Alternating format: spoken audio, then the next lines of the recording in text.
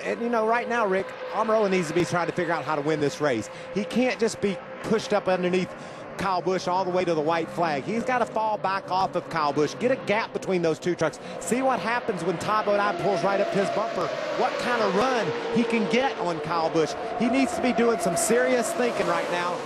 Mike Skinner moved to the outside to get in front of that outside line. And now Todd Bodine. The 30 of Todd Bodine moves up there as well, Adam. You got and the Todd help. Bodine You got last the help. laps and let me Let's know go when there with it. are 2 laps to go. That's obviously not the case right now. Still 4 remaining, but Bodine trying to make his move to the outside, and we have trouble on the back straightaway. Problems for the 14 and the 5. Now they all bottle up behind them. The 16's into the wall. Hornaday, your championship leader, is into the wall. A lot of damage on the back stretch. Oh, and Max Pappas gets into the 5 of Mike Skinner as they're slowing down the back stretch. Wow. Johnny Sauter was trying to get back in line in the middle. There was some contact made. What happened off turn 2 was Bodine got a bump draft off of turn 2 that shot him wide off the turn. And then when he tried to get everything, that bunched them all up. And then everybody started scrambling for positions after that. A lot of damage to that Geico Toyota, as well as the Copart Chevrolet of our point leader, Ron Hornaday. Guys, I would expect they're going to have to red flag this because we're so close to the end of this race, and there's a lot of debris that's going to have to be cleaned up. They want to finish under a green flag condition. Yeah, Eric Almirola is hoping they red flag it because he's got some gas fuel issues he's concerned with. Look at the way this truck's bent. Yeah, the Mobile, Alabama native of Rick Crawford with a lot of damage to that truck. We see Ricky Carmichael on pit road. They're doing a tire change for him. That crash started with, I think, a bad buck draft into the back of Todd Bodine off 2. Timothy Peters in the 17. That's strutmaster.com. Toyota Tundra on pit road. Ray Dunlap, what about our point leader? Well, they know that the right front is not moving on that Copart Chevrolet, but they think that it may be just body damage that's holding that wheel. So they've got to get that cleared out and find out whether or not there's damage to the actual suspension or whether it's just the body on the wheel. They're going to try to figure that out and see if Hornaday can continue. Lots and lots of damage for Mike Skinner. I think his day is going to be over, guys. Yeah, Mike already had some damage, and then Max Pappas came along and really drilled the 5 truck. Further damage. You see Max moving around in the truck right there. When the net's down.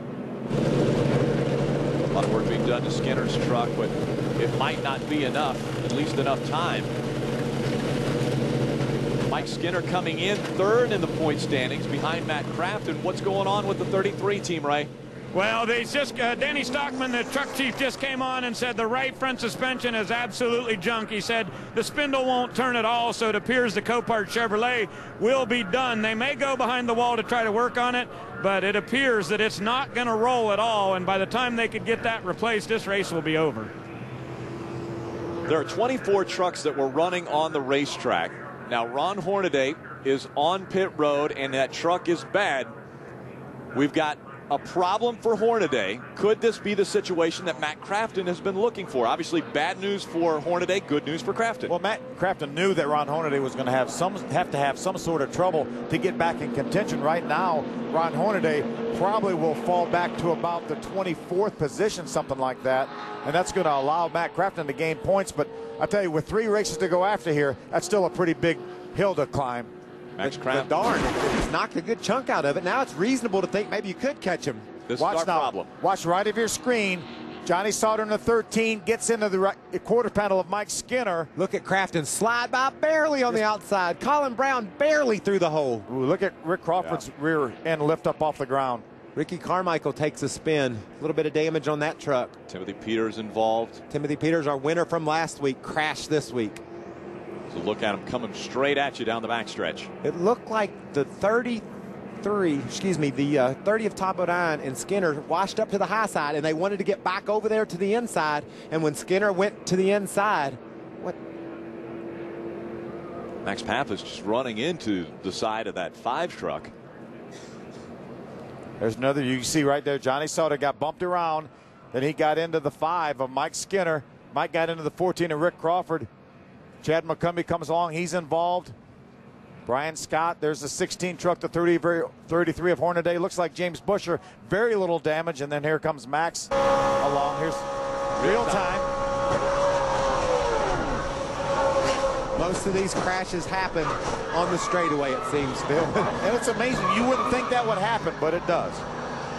People scrambling to try to get back in line. It looked like Skinner was trying to get over toward that bottom line. And Sauter was determined to stay in that hole. Ron Hornaday's Copart Chevrolet right there, along with him. In Johnny Sauter's defense, we're talking 2 or 3 laps to go. He backs off the gas right there. You know, obviously, watch. See Skinner, he's on the outside. He was trying to pull back over in line behind Todd, and Johnny had tried to close that hole up, tried to take that hole from him.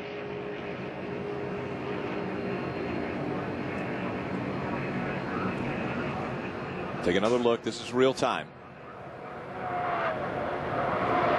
That's just, I mean, it's really difficult to assess exactly who to blame that on. I mean, Skinner was trying to pull over a little bit. Johnny was in there a little bit. They got together and it caused a big crash.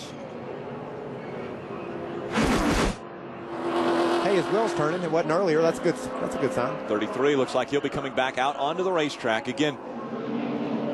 The final 5 laps winding down as they're working on that 13. Let's go trackside to Adam Alexander. And one of the good parts of this accident, everyone appears to be okay. One of those, Rick Crawford, you were able to drive your truck back around. We've seen a number of replays. What did you see? Well, it was just rolling. I didn't see anything, Adam. I was in line on the bottom as far down as the yellow line that I could go. I finally found out what the big one is in Talladega and not cause it. So it must have happened beside me or something. And I seen them get squirrely, but I was as low as I could go. And there wasn't much to it. The Durastar International Trucking Engine, Ford F-150, the 5 got into the right rear corner there, turned me to the right. So that's the way it goes, but there was some good hard racing out there. I know the fans was entertained today on speed, and I'm just glad to be part of it. I'm glad you're okay, Rick. That was Appreciate everything. Thank you.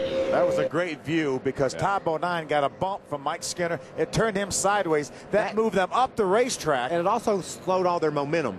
The bad bump draft off turn 2 started that, and it didn't material. The wreck didn't materialize until they got on down the straightaway a little bit. It caused them their momentum, and then they all tried to get back over to the inside, and there just was too many trucks. And Johnny tried to take up that hole in the middle of the racetrack that they left when they slid up the racetrack, and then Mike Skinner tried to get back in line behind Todd, and that's where the initial contact came that caused this accident. You see a couple of the trucks, Chad McCumbee and Max Pappas's trucks being pulled back behind the wall into the infield. There's the 5 of Mike Skinner, that PC Myler Navigator on pit road. Bobby, got to get it up. Come on. Hear the radio communication as they're working on that truck. And really, obviously, there's no chance that this truck is going to win, but they want to get it back out there in contention at least 4 laps to finish because they're 3rd in the points, and it could be a big point day for them. Yeah, and that's what they do. That's what all these guys are going to do. They're going to try to get these things fixed, get back out there and get the best finish they can. Let's take another look at from the blimp. Watch this bump right now coming from the 5 to the 30. Remember, they're right tucked down. Watch the 30 go to the right. Yeah. Right he gets there. Sideways now, and Skinner follows him. Johnny's going to try to take that hole up in the middle. Skinner's just trying to get back in line behind the 30, and that's where the initial contact came. And around they go. Numerous trucks involved in this one. You can see 8 of them right there. And Max Pappas in the 5. You see him. I'm not so sure what happens here. Max Pappas looked like he was under control. Looks like he got back in the throttle to try to get back around here. There's another view. You see Johnny wiggling. Then he hits the 5 truck. That turns the 5 into the 14 of Rick Crawford. A couple guys do a nice job. Watch that white truck right behind Johnny Sauter. Stacy Compton and the 25 of Terry Cook, who do a great job getting through this accident without any contact. Yeah, Colin Brown also a spectacular job in the 6 truck making it by. You can see that started it right there. And then it doesn't happen until seconds later. Well, Colin Brown, you're right. He did a nice job avoiding an incident. He moved even higher. He was already up against the wall. Here's Rick Crawford. Here's what he felt. Listen in. And just think about Rick Crawford, guys. Wide open, going straight down the straightaway. Against the yellow line. Minding his own business. All of a sudden, he's almost upside down. A wild ride for Crawford. Watch this look right here. Here comes the bump. That's the bump that's going to turn Todd sideways. He moves up, Skinner moves up, then Skinner tries to move back down, and Johnny has already stuck his nose in there. They make the contact. And watch Max, he's spinning at the beginning of the wreck, and it looked like he's going to get lucky and get through it. See Skinner riding along backwards on the racetrack. Here comes Max. And right into the left rear of that 5 of Mike Skinner.